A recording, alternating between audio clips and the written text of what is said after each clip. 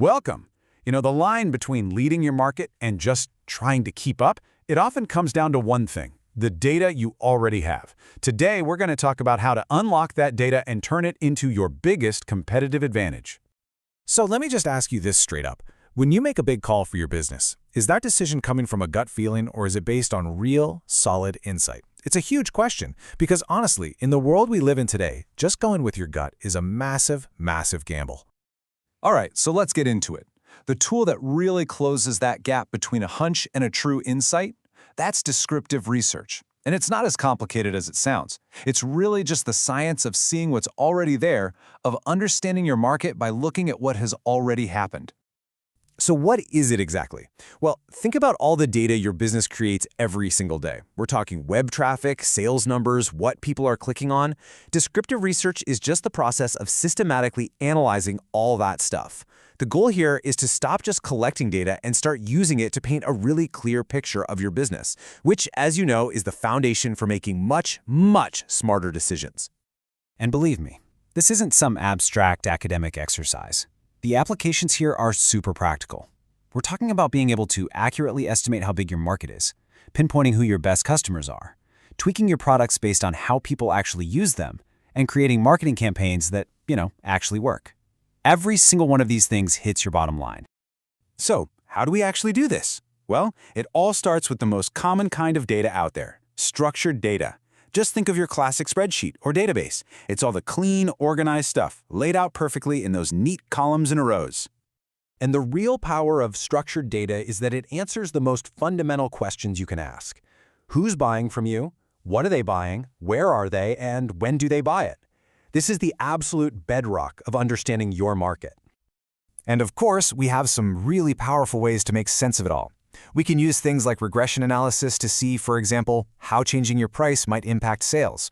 Or we can use time series analysis to look at past performance and get a pretty good idea of what's coming next quarter. We can even do something called data stitching, which is a fancy way of saying we combine data from different places, like your sales system and your website, to get that amazing 360-degree view of the customer. Now, for probably the most famous real-world example of this in action, let's talk about Target. They used really simple, structured purchase data to do something pretty mind-blowing. What Target did was just brilliant. Their data folks started by looking at what women who signed up for their baby registry were buying, and they found these fascinating patterns. It wasn't just the obvious stuff. They found 24 different products, things like unscented lotion, specific vitamin supplements, that when bought together were a huge predictor of pregnancy. From there, they could create a pregnancy score, guess a due date with scary accuracy, and then start sending coupons timed perfectly for each stage. And this just goes to show you how incredibly powerful and, maybe a little controversial this can be. The model got so good that this headline from Forbes became legendary. It's a really stark reminder of what's possible when you just dig into the who and the what of your data. But look, the who and what only get you so far.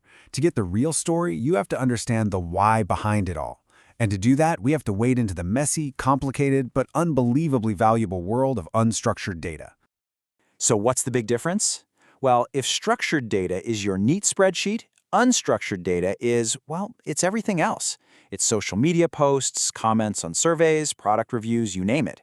It's way messier, for sure, and harder to analyze, but it holds the key to the most important question of all. Why do our customers do what they do? And that is the absolute strategic jackpot right there.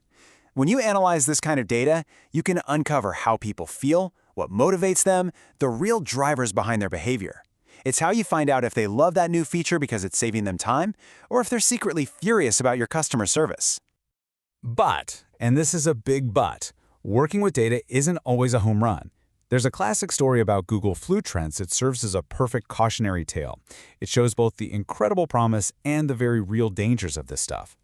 The idea itself was genius, right?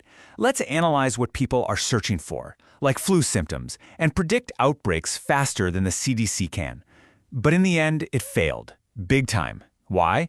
Because it fell into a trap that's so easy to fall into. It confused what's correlated with what actually causes something. The algorithm couldn't tell the difference between someone searching because they were sick and someone searching because the news was talking about the flu and they were just worried. It was picking up the media hype, the noise, not just the signal. So, the huge lesson from the Google story is this. Data without context is basically worthless. An algorithm is only as smart as the world it understands. And if it doesn't account for the fact that people change, that news stories can cause panic, well, it's going to get things wrong. Okay, so we've talked about the what, the why, and maybe the most important part, the what not to do. Let's bring this all home and wrap it up into a clear strategy you can actually use. Here's your playbook. Simple as that.